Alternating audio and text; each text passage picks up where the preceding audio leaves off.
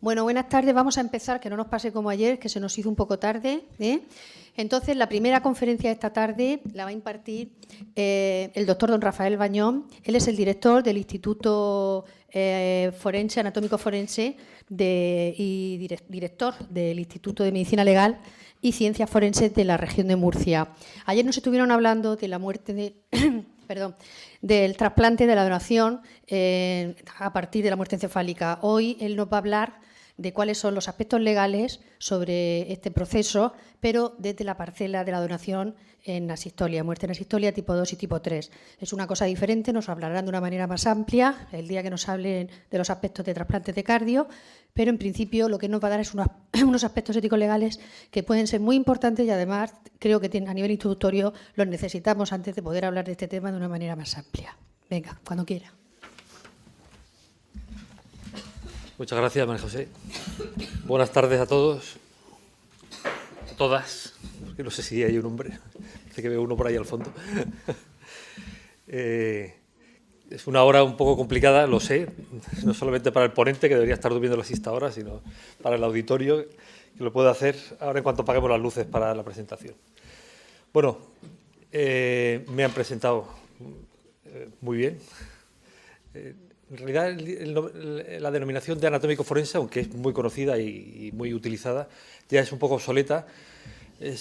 Trabajamos en el Instituto de Medicina Legal y ahora nos han cambiado el nombre hace muy poco tiempo y además de ser de medicina legal también somos de ciencias forenses, porque esto incluye otros profesionales como los psicólogos, trabajadores sociales, etcétera. Pero en fin, estamos en plena evolución, en continua evolución.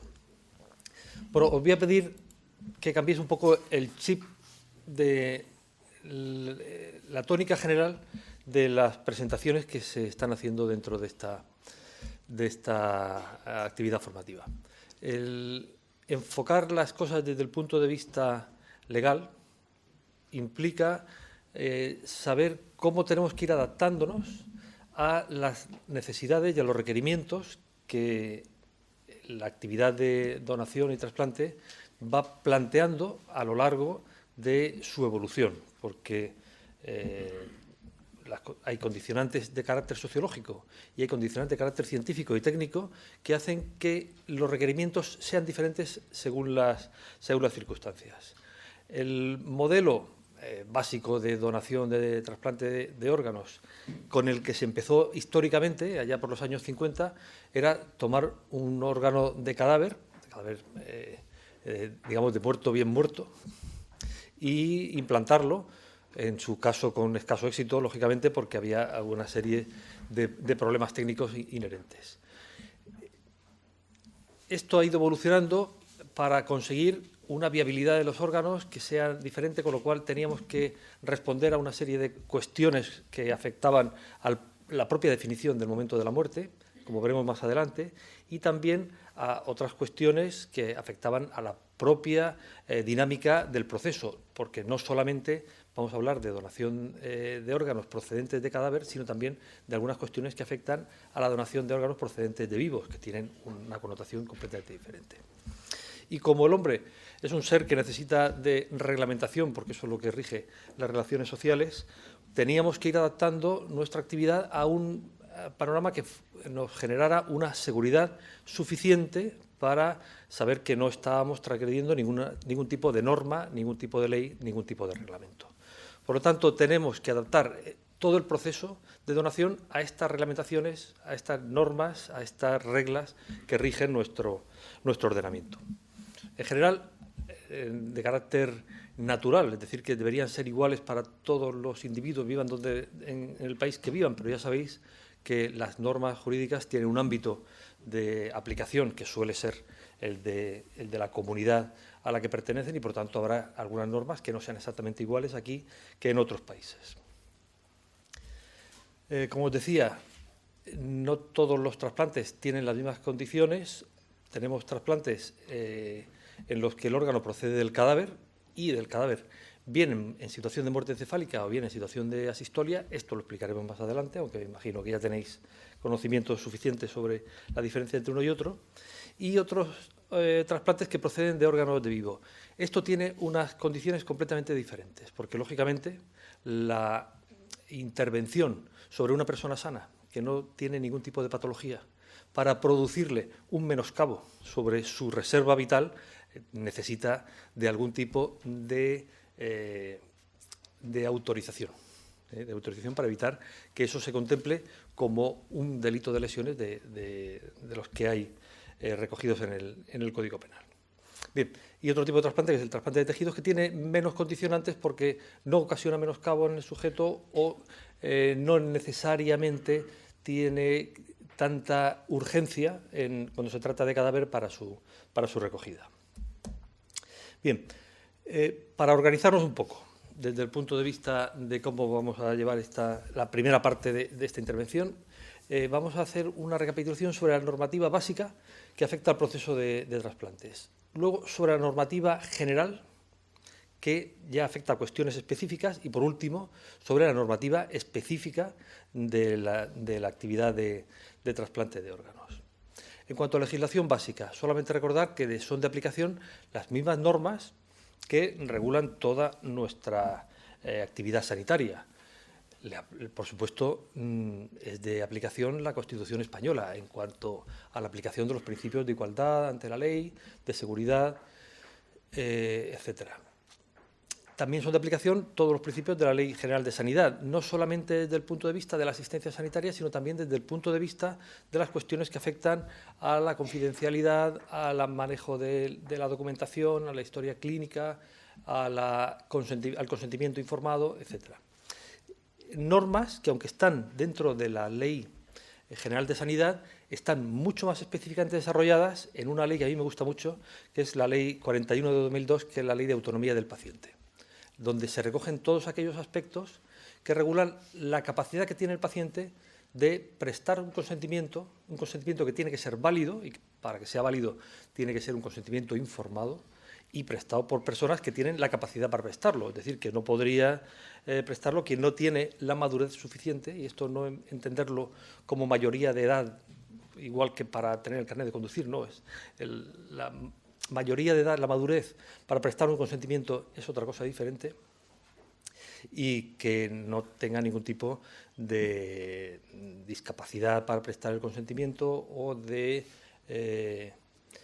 vicio en el sentido de que si para que el consentimiento sea válido tiene que ser libre, no debe estar condicionado o no debe estar coaccionado.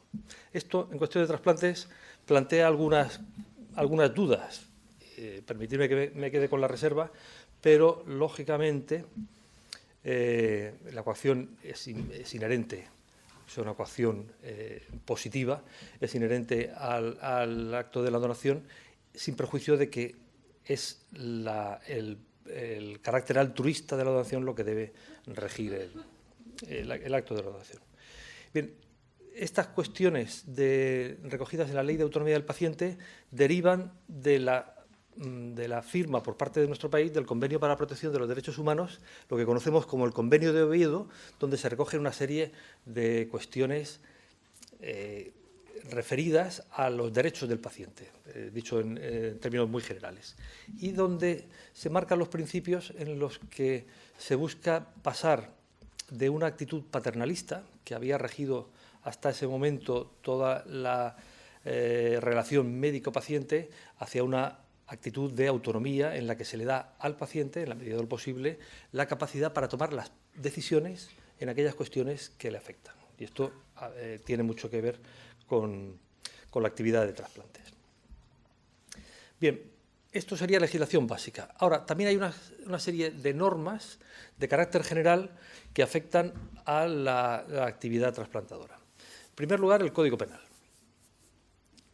Como os he dicho antes, el hecho de que una persona sana pueda verse envuelta en una situación en la que se le interviene para producir una intervención quirúrgica que no va a mejorar su salud, sino al contrario, se la va a menoscabar, por lo menos en la reserva funcional, con el objetivo de producir una mejoría en otra tercera persona, es una cuestión que desde el punto de vista legislativo había que tenerla contemplada de forma específica, porque si no estábamos ante una situación típica del delito de lesiones. Es decir, el que produjese un daño a otro.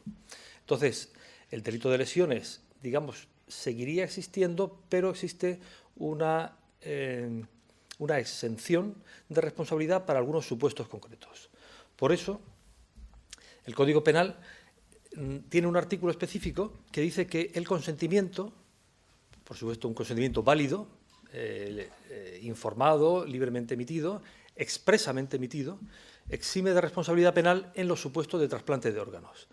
No es el único supuesto en el que está exento de responsabilidad penal, porque aquí también habrían otros supuestos como la esterilización de incapaces o la cirugía transexual, y en fin, alguna otra cuestión más, pero exige una serie de principios que lo hacen exento de responsabilidad.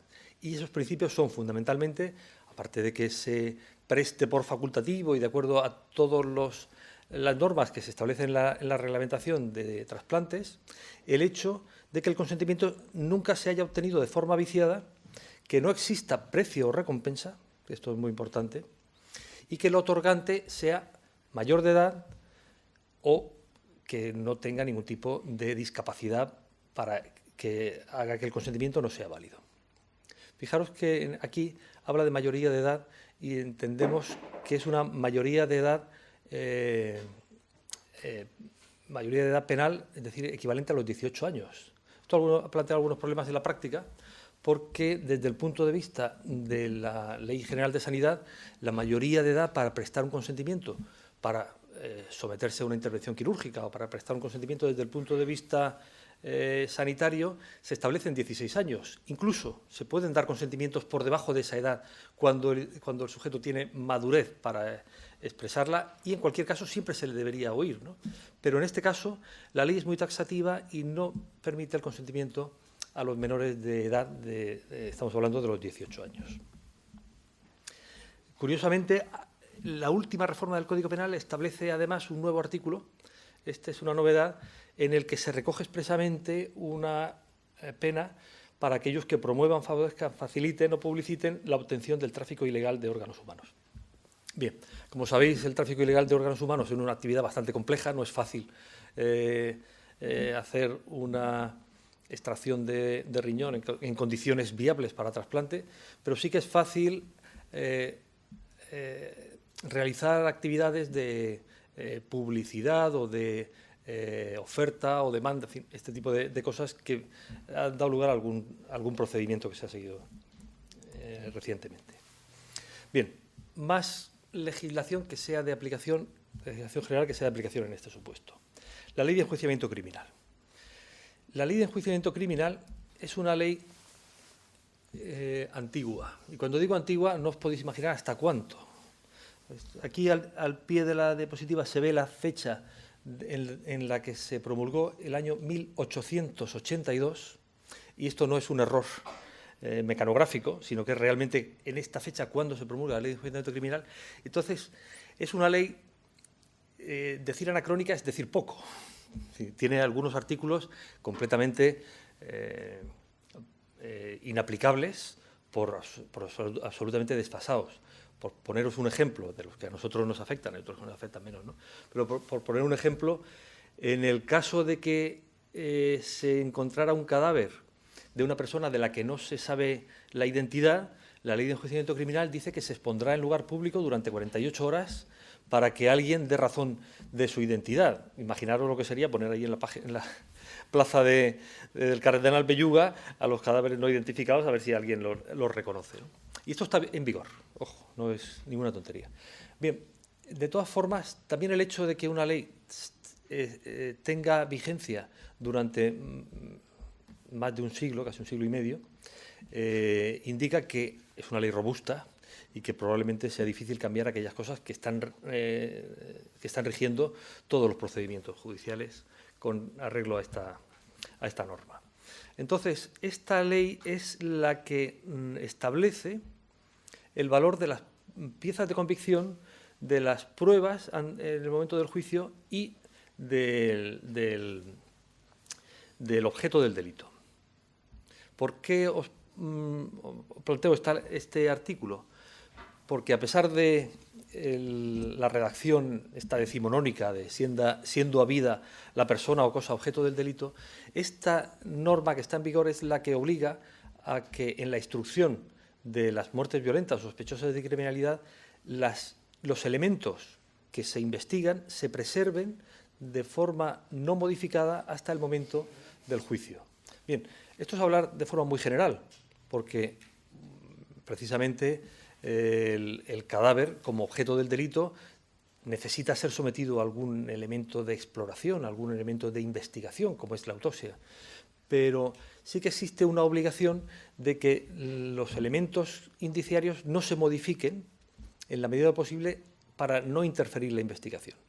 En los casos en los que se ha producido la muerte por causa violenta o sospechosa de criminalidad, tenemos la obligación de mantener sin modificar el cadáver, o sin modificar el resto de los elementos de prueba, para preservarlos con fines a la investigación. Esto afectará a las muertes violentas por causas accidentales o por causas homicidas, en las cuales el cadáver pueda ser una fuente de órganos con destino a trasplante. Por tanto, esto obliga a normalizar, es decir, a poner una norma que rija en qué supuestos se puede extraer el órgano previo a la autopsia, lo cual necesitará de una autorización judicial. Por este motivo y por este artículo es por lo que el juez tiene que autorizar que se pueda extraer uno o varios órganos con destino a trasplante en aquellos casos en los que la muerte se ha producido de forma o bien violenta o bien sospechosa de criminalidad. Veremos algo más sobre esto más adelante. No os creáis que es tan fácil diferenciar lo que es una muerte violenta de una muerte sospechosa o una muerte natural sujeta a investigación. Me gustaría que os quedarais con el concepto de muertes de interés judicial. Son aquellas situaciones en las que no existe una causa definida de muerte, la muerte no es de etiología natural y, por lo tanto, hay una intervención de la autoridad judicial para esclarecer la causa y las circunstancias de la muerte. Y ese tipo de fallecimientos no están perfectamente definidos. Hay algunas normas que nos indican cuáles pueden ser las situaciones en las que es conveniente una investigación judicial. Bueno, algunas son de cajón: el homicidio, todas las muertes accidentales, sean accidentales de tráfico, sean accidentales de trabajo, sean accidentes domésticos, caídas por las escaleras en el domicilio, cualquier traumatismo y cualquier envenenamiento.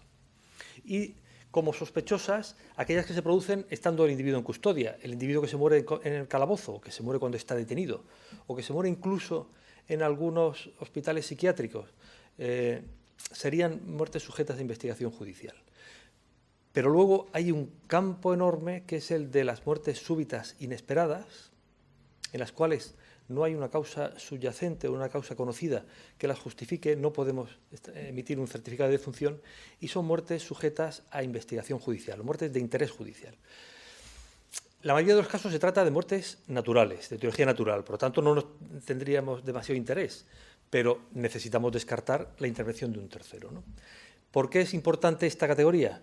Porque esta categoría, como veremos más adelante, es la que nutre una de las fuentes actuales de órganos, que son aquellas muertes producidas de forma inesperada, de forma súbita, bien dentro de un hospital o bien en el entorno hospitalario, y que fallecen a pesar de los intentos de reanimación en su traslado al hospital o ya en el hospital. Estas son las que dan lugar a situaciones de muerte en asistolia, que pueden ser fuente de órganos y que también son muertes de interés judicial. Por lo tanto, aunque se trata de muertes naturales, también precisarán de una autorización judicial. Para que os hagáis una idea, y esto ya es hablar de mi terreno, las autopsias que se han realizado en el Instituto de Medicina Legal de Murcia durante el año, este es el 2014, los del 2015 que estamos con ellas ahora son prácticamente las mismas, son muchas más, bueno, bastantes más, las naturales que las de tipo violento. Esto no ha sido siempre así. Antiguamente, y digo antiguamente, hace 10, 12 años, las muertes violentas eran casi el doble que las muertes naturales que investigábamos. Sin embargo, a lo largo de los últimos años vemos como suavemente aumentan las muertes sujetas a investigación judicial, porque es una demanda social. La gente quiere saber de qué se muere, y también hay un aumento en algunas situaciones en las que se pide una investigación judicial, porque hay reclamaciones por mala atención sanitaria o por reacciones inesperadas, etc. Y lo que sí que se ha producido es un descenso muy significativo de las muertes debidas a accidentes, fundamentalmente de las muertes debidas a accidentes de tráfico. Esto también tiene impacto sobre la actividad de trasplantes, como os habrán explicado varias veces ya. Bien, otra de las normas generales que afecta a la actividad de trasplantes es la ley del registro civil, que es una ley que rige toda la actividad, digamos, del censo de las personas de una sociedad, donde se registran los nacimientos, donde se registran las defunciones y donde se establecen las normas para que una defunción natural pueda ser inscrita y se pueda expedir la licencia de enterramiento. Y es donde se exige la certificación médica obligatoria para poder proceder al entierro, y donde se pide que para expedir la certificación médica existan señales inequívocas de muerte. Ojo, porque esto nos obliga a un cambio. Si nosotros esperamos a que haya señales inequívocas de muerte, estamos esperando a que se produzca la autólisis, estamos esperando a que los órganos no sean válidos para trasplante. Por lo tanto, necesitamos algún tipo de cambio dentro de la normativa del registro civil. Sí tengo que deciros con esta ley una cuestión. Para mí es muy interesante, para vosotros seguramente no os afecte demasiado, pero por lo menos os lo cuento. Fijaros que esta norma no es nueva, es del año 1957, es más vieja que yo, que ya es decir. Esta norma teóricamente está derogada, porque hay una nueva ley del año 2011 que se encuentra en situación de vacatio legis. Vacatio legis quiere decir, está ya aprobada, pero como cambia tantas cosas, necesitamos adaptar las estructuras para ponerla en funcionamiento. La nueva ley del registro civil establece pues, que todas las inscripciones sean centralizadas, que haya un registro informático general, pues algo así como Hacienda, ¿no? Que el registro civil sea como Hacienda, tengamos todos nuestros asientos electrónicos, que las comunicaciones de las defunciones desde los hospitales sean por vía telemática, igual que los nacimientos, etcétera. Bien, pues esta ley desde el año 2011 está en vacatio legis, tendría que haber entrado en vigor el año 2014 y el año 2014 se le ha dado una prórroga hasta el 2016, el 2016 tiene ya otra prórroga para otros 2 años más. Por lo tanto, yo no sé si en algún momento llegará a entrar en vigor o tendrán que volver a modificarla de nuevo antes de poder ponerla en funcionamiento. Y simplemente es una cuestión de infraestructuras, de tener dinero para modernizar todos los elementos de tratamiento de la información que va asociada al registro civil. ¿Se me oye? ¿Se oye? Ahora. Bien. Y llegamos ya a la legislación específica sobre trasplantes.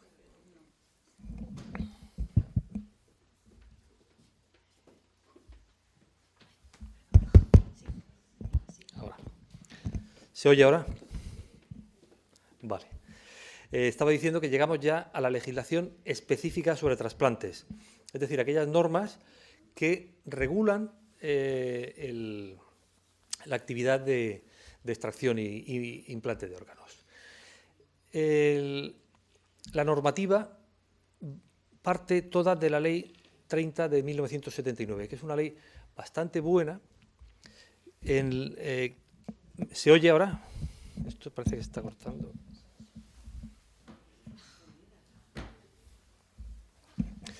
¿Se oye?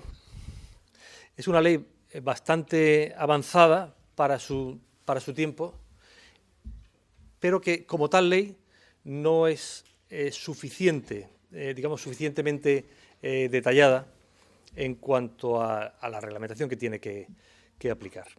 Cualquier ley necesita de un reglamento. Entonces, esta ley es la que está en vigor desde el año 1979, pero sucesivamente se ha ido desarrollando a través de unos reglamentos que se adaptaban a los requerimientos que teníamos en cada momento en la actividad de trasplantes. El primer reglamento fue del año 1980, ya está derogado, y este primer reglamento hacía mucho hincapié en la definición y el diagnóstico de la muerte encefálica. ¿Se oye? Estábamos hablando de la Ley Específica de Extracción y Trasplante de Órganos, que es del año 1979. Como estaba diciendo, cada ley necesita de un reglamento que la desarrolle, que es donde vienen las normas de funcionamiento, donde viene el libro de instrucciones, ¿no?, de cada ley. Y la ley del 1979 fue muy avanzada en cuanto a su promulgación, hasta el punto de que establecía una norma en cuanto a al carácter de donación universal por parte de todos los fallecidos que no hubieran manifestado de forma explícita su rechazo a la donación.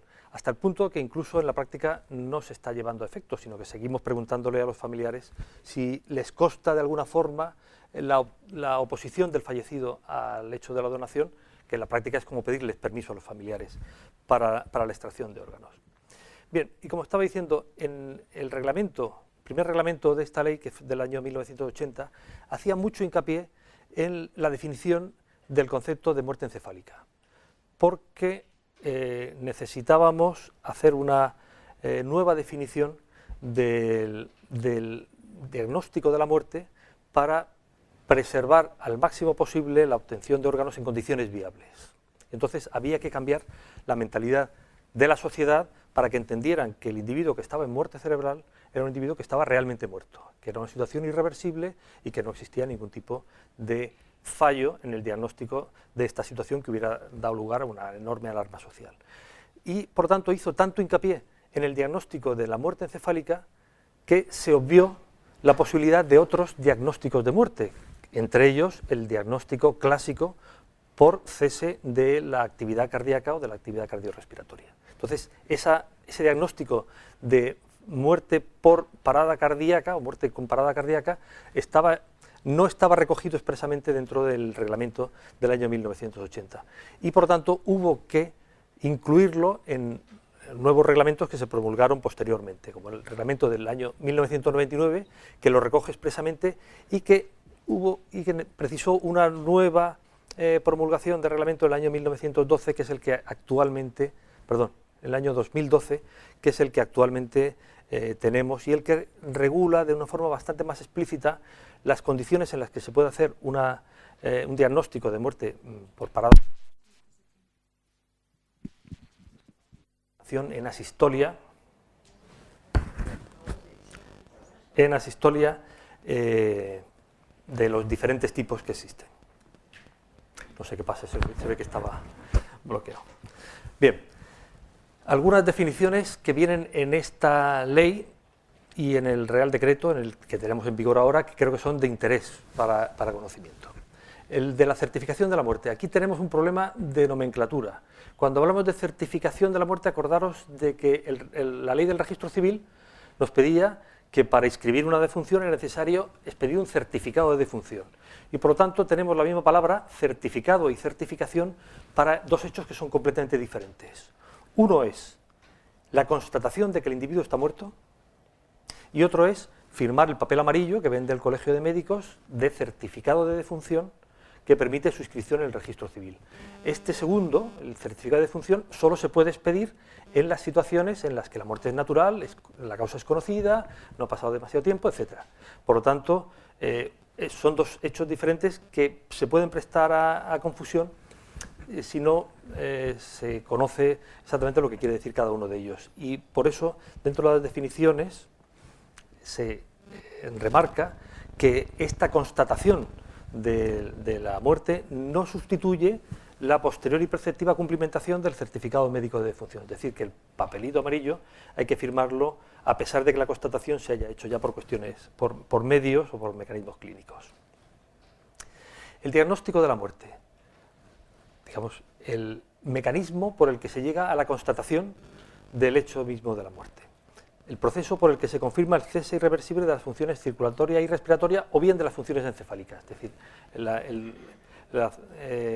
el diagnóstico bien por parada cardiorrespiratoria o bien por muerte encefálica. el Real Decreto lleva un anexo que contiene todos los criterios, todos los mecanismos, todos los medios diagnósticos por los que se pueden establecer de forma fehaciente y con seguridad todos estos diagnósticos.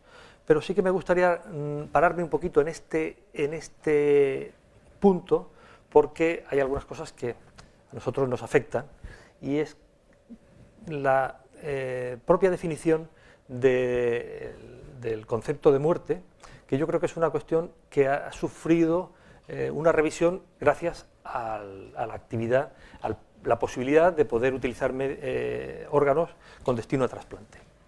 Pensad que la muerte no es un concepto que sea opuesto a la vida, es decir, no podemos expresar, no podemos definir la muerte como la ausencia de vida exclusivamente.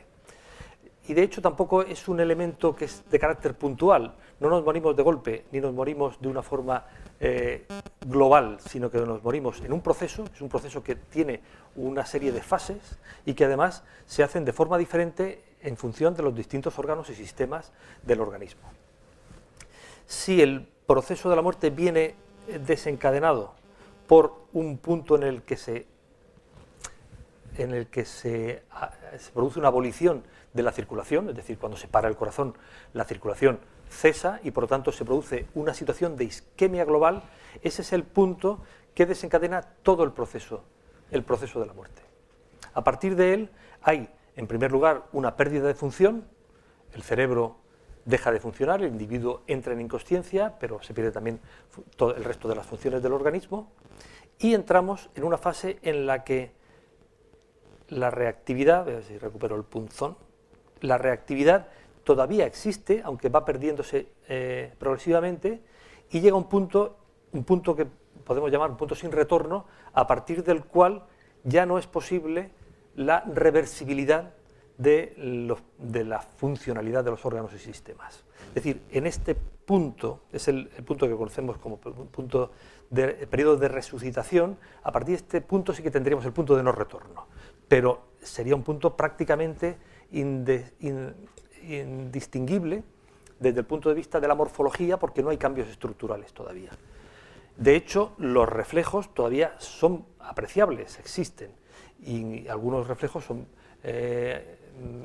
se pueden manifestar, y esto a nosotros, desde el punto de vista forense, nos es útil para apreciar algunos cambios que pueden ser útiles para la investigación, como por ejemplo para hacer la data de la muerte.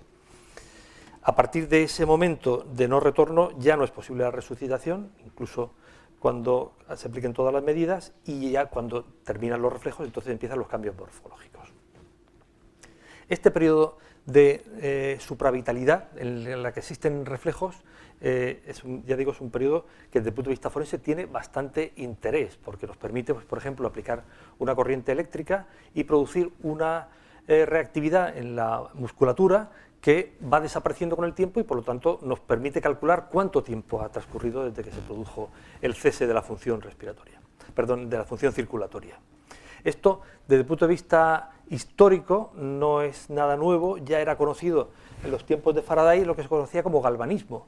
El galvanismo era la posibilidad de electrificar algunos cadáveres y producir una reacción muscular que debió tener bastante difusión, debió tener bastante éxito, hasta el punto de que hay novelas, por ejemplo, El mito de Frankenstein, escrito por Mary Shelley, está basado en este fenómeno. Si os acordáis cómo revive Frankenstein, es a través de la chispa que viene por un pararrayos y que se le aplica al organismo. Esto, en fin, parece que es una cuestión más de circo y una cosa que no tiene mucho fundamento científico, pero no perdáis de vista que quizá el fundamento de los desfibriladores que utilizamos hoy en día en los servicios de urgencia no está muy lejos de toda esta cuestión. Bien, sigamos con la ley de trasplantes y el Real Decreto de 2012. Recordar la obligatoriedad de intervención de la autoridad judicial en los casos de muerte accidental, así cuando media una investigación judicial. Realmente esta redacción, que es la misma que se arrastra desde el primer reglamento del año 1980, nunca me ha gustado porque simplemente bastaba con decir en aquellos casos en los que media una investigación judicial, lo que decíamos antes de las muertes de interés judicial, porque hablar solamente de casos de muerte accidental parece que restringe los supuestos a los accidentes de tráfico. Eran en su momento la primera fuente de órganos para trasplante, pero deja fuera muchas otras causas que pueden ser útiles como fuente de órganos, no solamente accidentales, sino muertes naturales o incluso otras etiologías como muertes homicidas o suicidas. Bien, en todos estos supuestos de investigación judicial debe recabarse la autorización del juez que corresponda. ¿Qué sentido tiene esto? Lo que decíamos antes, que viene regulado en la Ley de Enjuiciamiento Criminal. El cadáver se convierte en una pieza de convicción, el juez es su propietario y necesitamos autorización para cualquier modificación sobre esa pieza de convicción. Ahora bien, fijaros que aquí puede producirse un conflicto de intereses. Está por una parte el interés legítimo del juez en preservar todas las piezas de convicción para llegar a un final exitoso de la instrucción judicial, y por otra parte está el interés social que puede derivarse de tener órganos en condiciones aptas para trasplante. Por lo tanto, era necesario regular ese conflicto de intereses de alguna forma, y la ley lo resuelve de la siguiente manera: es que en estos casos deberá recabarse la autorización judicial y el juez deberá concederla siempre, después de oír el informe del médico forense, pero siempre que no se obstaculice el resultado de la instrucción de las diligencias penales. Es decir, si no hay una interferencia en la investigación de las diligencias penales, el juez la tiene que conceder siempre. Luego, esto en la práctica no ocurre en el 100% de los casos, pero sí que tengo que deciros, desde mi experiencia como médico forense ya de 30 años de ejercicio, no alguno más, que me resulta muy difícil imaginar una situación en la que la extracción de órganos con destino a trasplante dificulte de forma irreversible la investigación de las diligencias penales. Normalmente puede haber algún tipo de interferencia, porque no es lo mismo el comprobar las lesiones como estaban antes de la fase de extracción y después de la intervención de extracción. Pero hasta el punto de obstaculizarlas y no poder emitir un informe válido para la instrucción, para obtener un diagnóstico de la muerte, para obtener un informe de autopsia es válido, suficientemente útil, realmente me resulta bastante difícil imaginar en qué situaciones puede ocurrir esto. Y a pesar de eso, el número de negativas judiciales se mantiene estable alrededor de un 5%. Yo creo que es necesario mantener las actividades formativas, mantener la actividad de supervisión de qué situaciones son realmente las que pueden justificar que exista una negativa judicial, o a qué aspectos de la extracción de órganos, ¿no? Porque realmente creo que lo que funciona mucho son respuestas automáticas, ¿no? La negativa a la autorización en aquellos casos en los que la causa sea homicida o en aquellos casos en los que no hay un diagnóstico completo de muerte, y creo que eso, con una investigación previa a la extracción, con un desplazamiento a la UCI, al hospital donde se encuentra ingresado el cadáver, suele ofrecer información bastante para no llegar al extremo de la negativa judicial a la obtención de órganos. Bien, y ya entrando un poco más específicamente en la cuestión de la asistolia, el Real Decreto del año 2012 establece un anexo donde se resumen las condiciones en las que se produce el diagnóstico de la muerte, mejoran las condiciones para el diagnóstico de la muerte encefálica, en las que no voy a entrar, son un capítulo suficiente para justificar una ponencia por sí solas, y luego desarrolla los criterios de diagnóstico por criterios circulatorios y respiratorios, con dos condiciones. Una, que o bien se hayan aplicado las maniobras de reanimación que proceden de acuerdo a las circunstancias y que éstas hayan resultado infructuosas, es decir, hemos practicado la reanimación cardiopulmonar y no ha sido efectiva, o bien que por las circunstancias en las que se ha desarrollado la patología no se considera indicada la realización de las maniobras de reanimación. en base a criterios ética y médicamente justificables. Es decir, no es una situación en la que no tiene sentido proceder a la reanimación porque no se va a producir una mejoría, no se va a producir un resultado satisfactorio para el enfermo y por lo tanto nos encontramos en una situación en la que la parada cardiorrespiratoria se puede de alguna forma contemplar como esperable y por lo tanto actuar en ese momento dentro del marco que nos permite el reglamento. Bien, me imagino que se habrá hablado de la clasificación de Maastricht sobre las situaciones de asistolias. Hay una modalidad de asistolia que conocemos como no controlada, en la que no tenemos un conocimiento exacto del tiempo de isquemia que se ha producido, y otras situaciones en las que la asistolia se produce de forma controlada porque o bien se produce en una situación de espera de la parada, que sabemos que se va a producir en un momento determinado por el cese de la medida de soporte vital, o bien porque se produce en individuos que cumplen los criterios de muerte encefálica, pero falta algún requisito para haber cumplido con el diagnóstico. Esta clasificación de asistolia de Maastricht fue modificada en el año 2011, lo que se conoce como la clasificación de Madrid, y lo único que se hace es separar la asistolia tipo 2 dentro de dos subtipos. El subtipo 2A, cuando la parada se produce fuera del hospital, es una parada extrahospitalaria, y el subtipo 2B, cuando esa parada se produce dentro del hospital. Tener en cuenta la utilidad de la situación de asistolia como fuente de órganos en base a la disminución enorme que han tenido las muertes producidas por accidentes de tráfico. Y esto no es algo que nos tenga que contar, sino que lo hemos visto en primera persona. Estas son las estadísticas de Murcia. Fijaros, hace tan poco tiempo como el año 2001, 230 murcianos morían en las carreteras todos los años. Esto supone prácticamente una muerte más de cada 2 días, ¿no? Y hemos pasado a la situación de este año. Esta cifra todavía puede variar un número arriba, un número abajo, porque no nos ponemos de acuerdo con la DGT sobre la definición de accidente de tráfico. No sabemos si los quad son vehículos de transporte o no. Y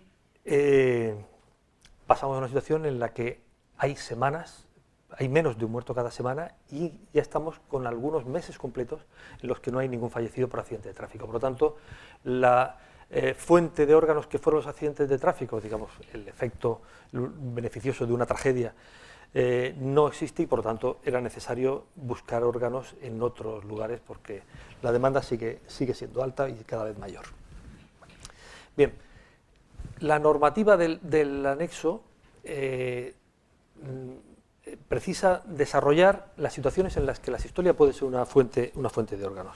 Y hay que decir que desde el punto de vista técnico, aprovechar los órganos de la asistolia implica una complejidad mayor que la de la muerte encefálica, puesto que la muerte encefálica nos permite programar un poco mejor la respuesta y disponer de mejores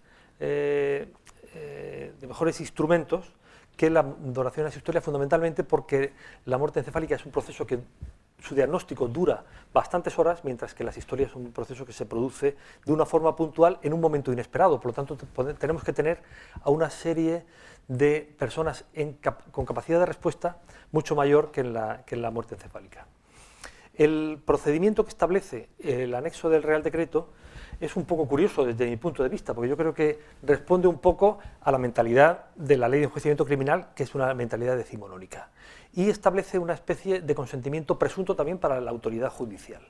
En el caso de que la situación de asistolia, es decir, la parada cardíaca, es decir, el fallecimiento, se produzca en una muerte de interés judicial y por lo tanto sea necesaria la intervención del juez, la comunicación al juzgado se producirá por el medio que se estime conveniente. Generalmente hasta ahora se hacía por fax, pero bueno, están los teléfonos móviles, que es una buena forma de comunicar, y el anexo establece la posibilidad de que en el caso de que transcurridos 15 minutos no se haya obtenido una respuesta en contra, es decir, no exista una oposición expresa, se entiende que existe una autorización, pero esa autorización se refiere exclusivamente a la realización de maniobras de preservación de los órganos, con una condición, de que antes de realizar las maniobras de preservación se produzca una toma de muestra de sangre, de orina y de jugos gástricos con destino a los eventuales análisis que hubiera que practicar en su momento. Entonces ya se pueden realizar las maniobras de preservación.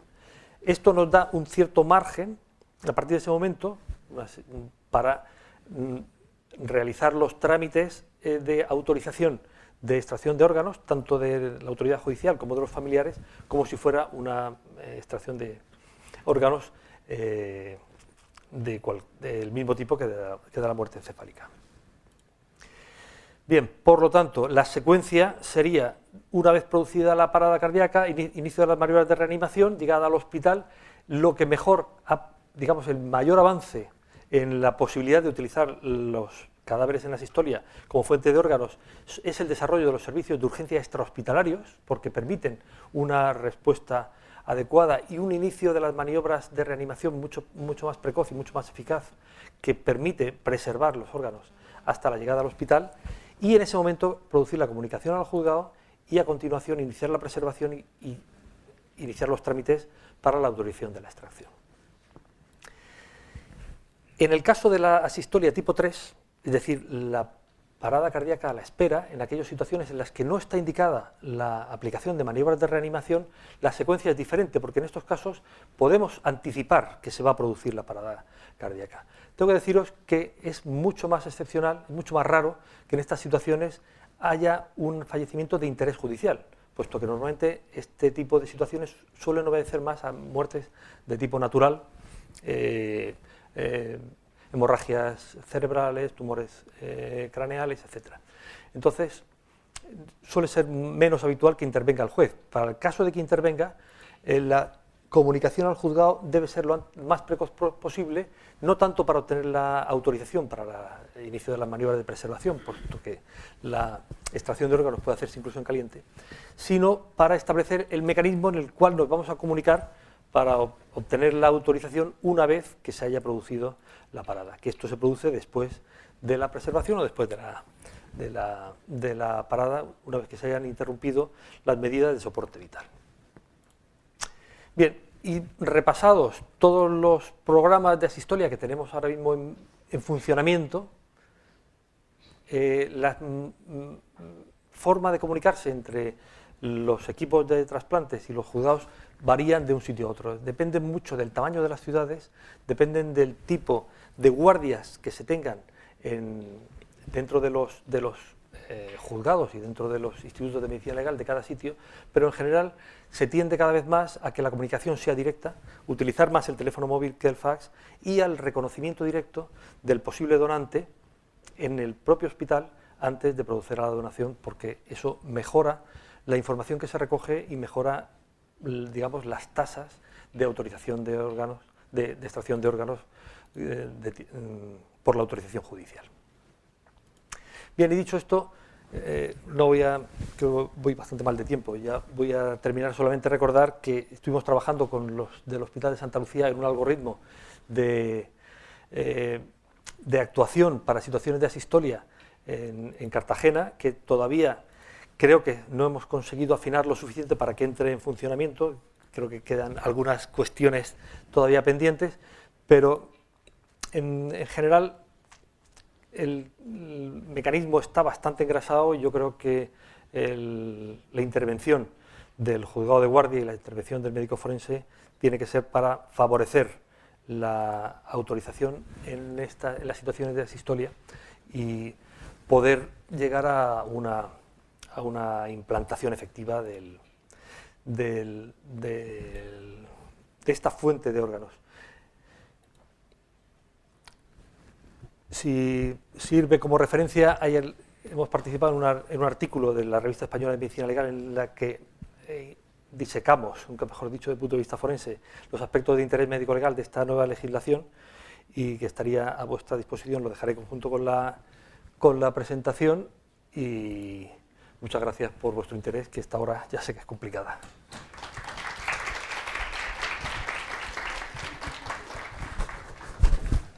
con el tema este de la donación en asistolia. Igual que ha habido modificaciones en lo que han sido los protocolos y las actuaciones en el ámbito sanitario para poder poner en marcha esta nueva...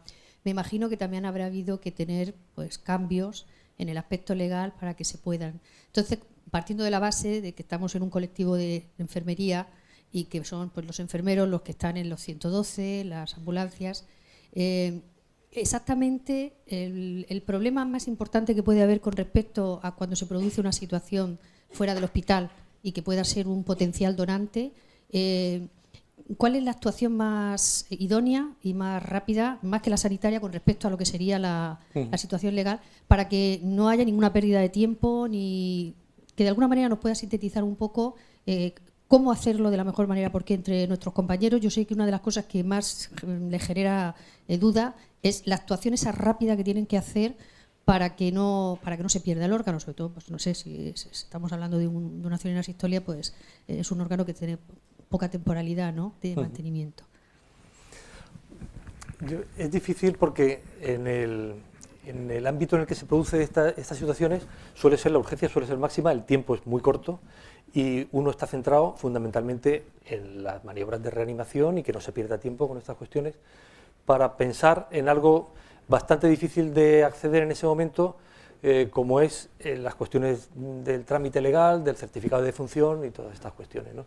Yo creo que ahora mismo lo que más nos ha ayudado o nos puede ayudar en el futuro para resolver los problemas que se plantean actualmente es la disponibilidad del acceso a la información de forma rápida e inmediata. Es decir, ahora mismo lo que más nos puede ayudar son los sistemas como el Ágora y como el Selene, donde se dispone de la información de los antecedentes patológicos del individuo para poner en contexto la parada cardíaca y poder descartar que haya algún tipo de elemento violento que justifique una investigación. Es decir, que la parada cardíaca casi siempre suele tener algún tipo de antecedente y orientar ya el diagnóstico de antemano puede justificar que se evite la intervención judicial, y entonces eso acorta mucho los tiempos de respuesta y ya los centra exclusivamente en la parte sanitaria, porque de otra forma hacer intervenir al estamento judicial para un diagnóstico de una muerte natural es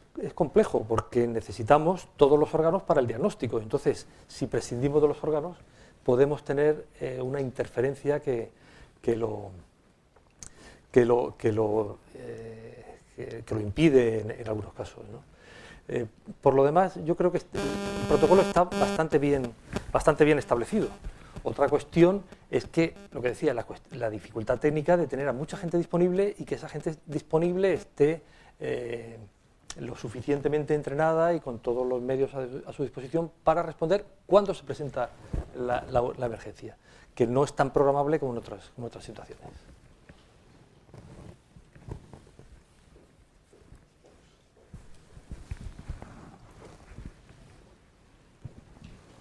Hola, buenas tardes. Mi duda es la siguiente. A ver, si una persona ya se ha hecho donante de órganos, tiene su carnet y le pasa cualquier cosa, ¿es imprescindible que intervenga un juez?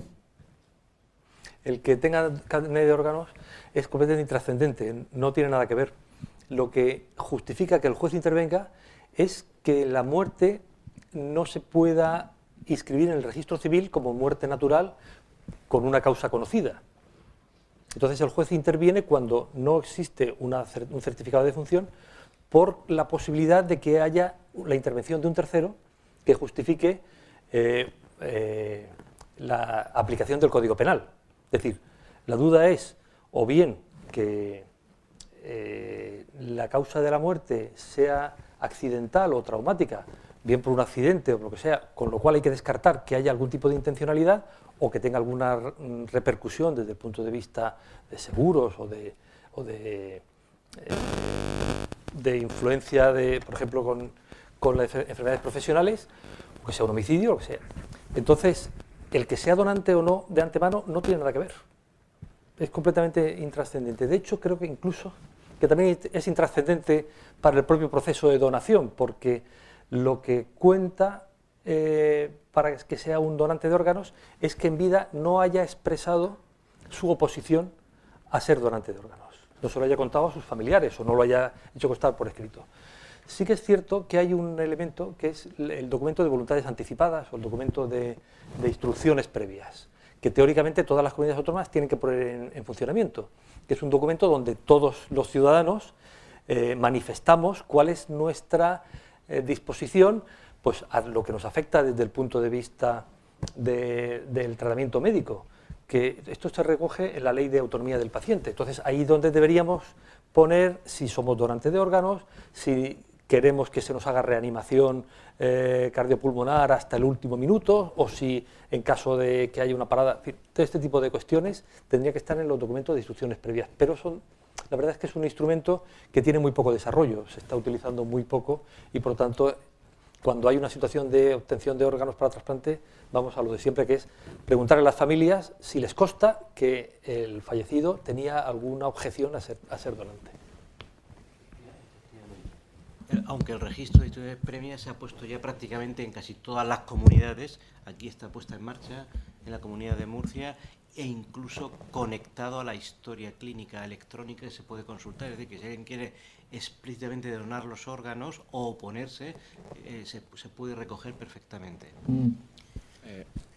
Buenas, a mí me gustaría saber si a día de hoy el Código Penal está bloqueando alguna nueva fuente de posibles donantes. Hemos visto que los accidentes de coches más bien han sido una buena fuente de posibles donantes. Yo quería saber si el Código Penal bloquea alguna vía para poder explorar nuevas fuentes de... No, yo creo que el Código Penal no, porque el Código Penal precisamente lo que hace es desbloquear el problema que podría haber con la donación de vivo. Si hay algún bloqueo, hoy en día no es tanto desde el punto de vista penal como desde el punto de vista ético. Porque nuevas fuentes de órganos, ya estamos hablando de xenotrasplante, y estamos hablando de células madre, y estamos hablando de cuestiones que están más en el campo de la investigación y no están prohibidas legalmente, pero sí tienen muchas reservas desde el punto de vista ético y ahí es donde creo que puede haber algún problema. Legalmente ahora mismo las fuentes de trasplantes que hay, yo creo que están todas autorizadas desde el punto de vista penal y otra cosa es que sean aprovechables o no, que se puedan explorar o no, en función de los recursos de los que se dispone, porque hay programas de donación a asistolia en aquellos lugares donde sus instituciones sanitarias han sido capaces de ponerlos en marcha, o sus circunstancias socioeconómicas. Evidentemente no vamos a poner un programa de donación a asistolia en Soria, donde puede haber 2 paradas cardíacas al año, y seguramente no compensaría pagar tanta guardia de tanto personal. Yo sí quiero hacer 2 o 3 preguntas aprovechando y que nos ilustres un poco. Bueno, el dato que has dado de Murcia es espectacular, cómo han bajado las muertes por accidente de tráfico. Esto es un dato que se ha dado aquí en la región de Murcia, que está recogido en tu gráfica, pero que también en los datos de España sabemos que los traumatismos craneoencefálicos era la causa más importante de muerte encefálica de donante de órganos hace 15-20 años, por encima del 50%, en el 2015 el 4.2%, el 4% de los donantes por muerte encefálica eran por traumatismo, es decir, que ha habido un descenso en 15-20 años absolutamente impresionante. ¿Por qué? ¿Por qué han descendido los accidentes? ¿Por qué ha descendido esto? Claro. Bueno, eso ya... la DGT lo sabrá mejor. Yo tengo mi opinión. ¿Qué impacto ha podido tener las legislaciones que han ido saliendo? Bueno, se habla mucho de la legislación del carné por puntos y todas estas cosas, ¿no? Pero yo creo que fundamentalmente lo que ha aumentado es las medidas de seguridad pasiva y las medidas de seguridad de las vías de comunicación. Es decir, hace 15 años había muchísimas más carreteras con doble dirección y hoy en día el 80% de los desplazamientos se hacen por autovías que tienen las direcciones separadas. Y luego la seguridad pasiva de los automóviles, el uso de cinturones de seguridad, el airbag, la limitación de velocidad, en todo esto se va avanzando mucho. Hay un elemento que yo creo que ahí tenemos algo que contar y es la influencia del alcohol y de las drogas dentro de la conducción. Evidentemente tiene una influencia importante, pero probablemente no sea tan importante como se dice a veces, porque, por ejemplo, los datos que tenemos del último año, de todos los fallecidos que hemos tenido, que son 49, la presencia del alcohol estaba alrededor del 15%, que no es el 50% que se dice en algunos casos. Y en el caso de drogas, de los 49 fallecidos, no ha habido ninguno que tuviera drogas en la sangre. Por lo tanto, a lo mejor tiene menos influencia, o por lo menos las campañas están funcionando bien en ese sentido, y la seguridad habrá que explorarla en otras cuestiones probablemente relacionadas con la seguridad, con la velocidad o con algún elemento de seguridad pasiva. Ya veremos a ver qué pasa cuando nos quitemos de en medio el elemento humano de la conducción, a ver si tenemos más o menos accidentes. Muy interesante, la verdad, el tema. Otro aspecto. En la ley del trasplante del año 79, España es pionera, que en ese momento era de las leyes, si no la más, de las más progresistas que habían en el mundo, que además ha sido plagiada y copiada por la Unión Europea, etcétera. Se centraba sobre todo en la muerte encefálica, y como tú has dicho, que la muerte más frecuente de todas, que es la de la sistolia, pues no la consideraba, un poquito la daba de lado. Se ha ido desarrollando posteriormente y sobre todo se ha desarrollado en el Real Decreto del 2012, donde se ha establecido muy bien el marco de los distintos tipos de donación a sistolia, la sistolia sobre todo la tipo 2, la de la parada cardíaca que se da en extrahospitalaria, y la tipo 3.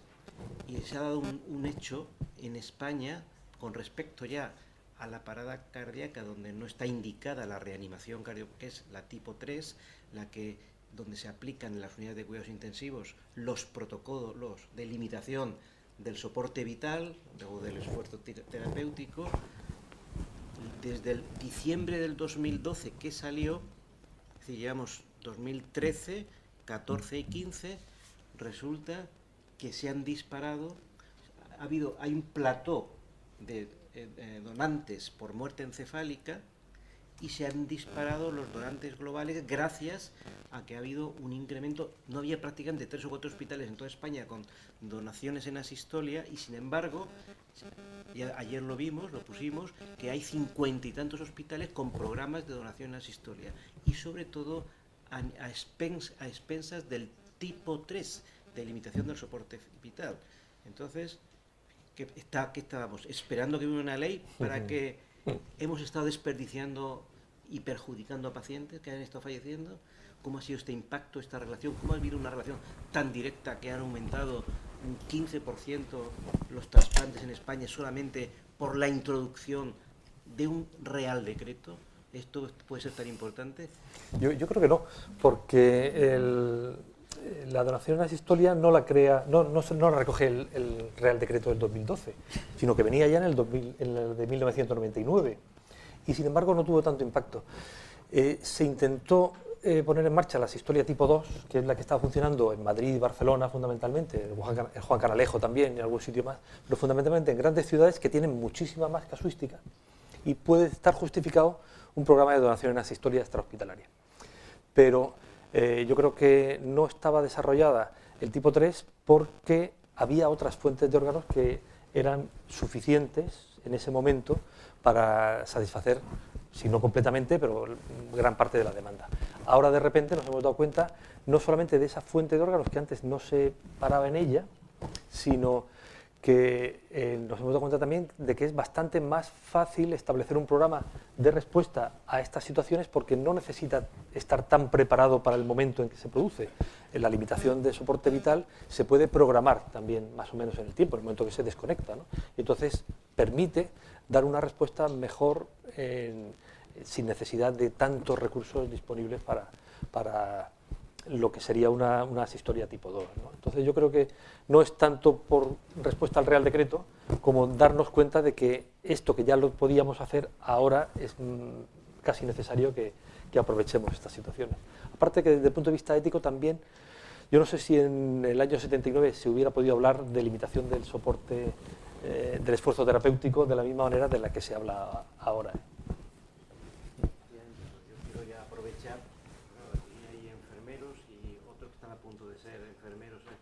Y hay una cuestión de cuando hablan de la limitación de la asistolia tipo 3, son pacientes que ya prácticamente se está esperando el fallecimiento, de los pacientes en la UCI, está consensuado con la familia, los protocolos de limitación del esfuerzo terapéutico para evitar el encarnizamiento terapéutico, pero hay gente que, bueno, porque por razones determinadas, de creencias o de una desinformación, pues si les preguntaran a ellos, eso no es una limitación, eso es una eutanasia.